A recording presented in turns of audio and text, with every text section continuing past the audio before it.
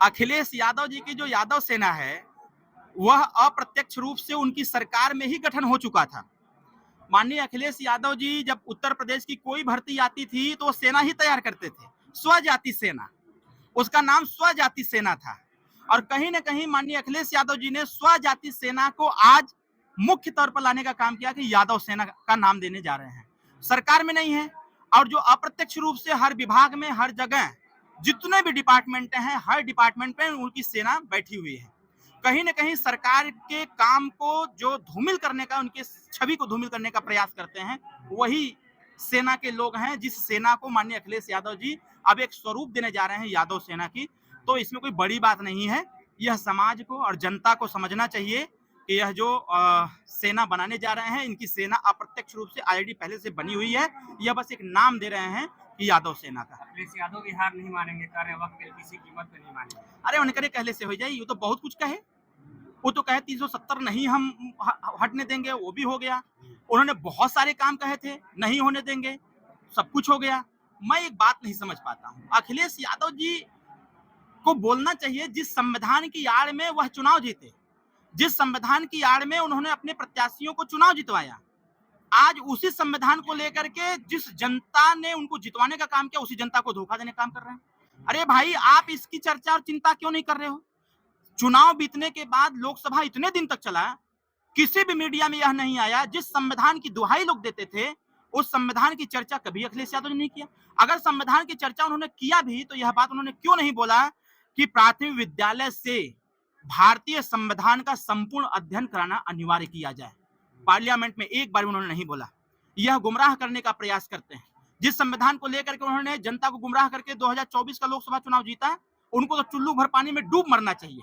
अपने समस्त साथियों को लेकर के सदन में यह बात बोलना चाहिए था, प्रधानमंत्री के सामने यह बात गृह मंत्री के सामने, पूरी सदन के सामने बोलना चाहिए था। तो यह जनता ताली बजाती और कहती कि जिस संविधान के नाम पर तुमने वोट लिया था, कहीं ना कहीं अगर वो संविधान को पढ़ाने की बात करते तो जनता उनके साथ खड़ी रहती। लेकिन उन्हें जनता को धोखा दिया। और मैं यह जरूर कहूंगा कि अखिलेश यादव जी धोखेबाज हैं।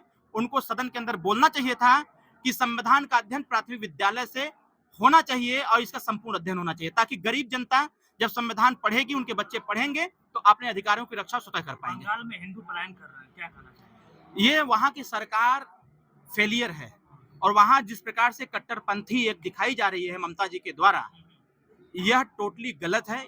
यह देश के संविधान को, भारतीय संविधान को ताक पर रख करके इस प्रकार के कृत्य किए जा रहे हैं। जिस प्रकार से वहां दिन दहाड़े गोली मारी जा रही है, तलवार से काट दिया जा रहा है, पूरे देश को देखना चाहिए, इस बात को समझना चाहिए कि किस प्रकार से बंगाल में जनहानि हो रही है, और एक धार्मिक जो उन्माद है उसको फैलाने का निरंतर प्रयास किया जा रहा है। हम लोग तो हमारी पार्टी सुहेलदेव भारतीय समाज पार्टी, हमारे नेता माननीय ओम प्रकाश राजभर जी ने भी मांग किया है राष्ट्रपति शासन वहां लगाने के लिए, राष्ट्रपति शासन लगा करके वहां इस चीज को कंट्रोल करने का व्यवस्था बनाया योगी जी बोले कि इनका इलाज बुलडोजर से 100%। ऐसे लोगों का इलाज बुलडोजर से ही होना चाहिए। सुप्रीम कोर्ट ने कहा बुलडोजर नहीं चलेगा।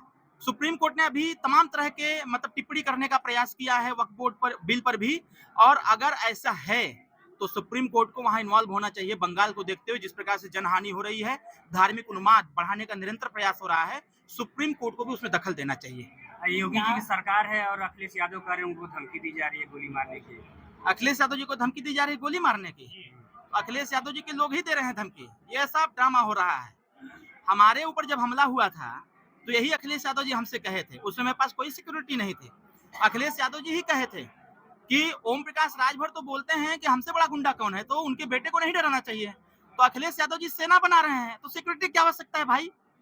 अखिलेश यादव जी यादव सेना बना रहे हैं तो उनको सिक्योरिटी कोई आवश्यकता नहीं है। जितनी सिक्योरिटी हटा लेनी चाहिए, और हटा करके उनको अपनी सेना लगानी चाहिए, जो अप्रत्यक्ष रूप से अपनी सरकार उन्होंने सेना का गठन किया हुआ है। तो अखिलेश यादव जी डरे न, पूरी एनडीए सरकार पूरी तन्मयता, पूरी ताकत से उनकी रक्षा सुरक्षा करना जानती है, क्योंकि एनडीए सरकार संविधान से चलती है, और एनडीए सरकार संविधान के हर अनुच्छेद का पालन करती है, हर प्रावधान का पालन करती है, और संविधान के ही आधार पर उनकी रक्षा भी कर रही है। इसलिए इतना भारी भरकम सुरक्षा दे रखा है ना हमारी सरकार ने। बड़ा सम्मेलन करने जा रहे हैं आप? 100% होगा। सुहेलदेव भारतीय समाज पार्टी 2027 का आगाज कर रही है। मऊ में झंडा गाड़ेंगे, 2 विधानसभा सीट पर झंडा गाड़ेंगे, और उसके पहले त्रिस्तरीय पंचायत चुनाव में भी झंडा गाड़ेंगे, और अधिक से सीट जीतने का निरंतर हम प्रयास करेंगे। कहाँ लड़ेंगे चुनाव? ये कहें बताइए? समय अइले पे बताइए गोवा की विधानसभा में सुहेलदेव भारतीय समाज पार्टी के आज एक कार्यकर्ता बैठक थी और अपने इस मऊ जनपद के सभी जनपद के नेता, हमारे जो प्रदेश के नेता हैं, हमारे मंडल के नेता हैं, विधानसभा के नेता हैं, जिले के नेता, ब्लॉक के नेता, इसके साथ साथ जोन प्रभारी और सेक्टर प्रभारियों की हमने एक छोटी सी बैठक बुलाई थी। और इस बैठक में हम यह देखना चाहते थे कि जो हमारी सेना है वह सेना चुनाव के बाद शिथिल तो नहीं हो गई है, लेकिन आज इस बैठक में आने के बाद और कार्यकर्ताओं से बातचीत करने के बाद यह महसूस हुआ कि हमारी सेना सोई नहीं है।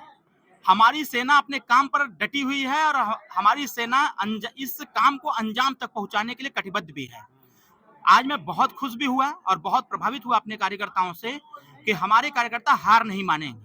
तो कहीं न कहीं स्वर्गीय अटल बिहारी वाजपेयी जी भी कहा करते थे कि हार नहीं मानूंगा, रार नहीं मानूंगा।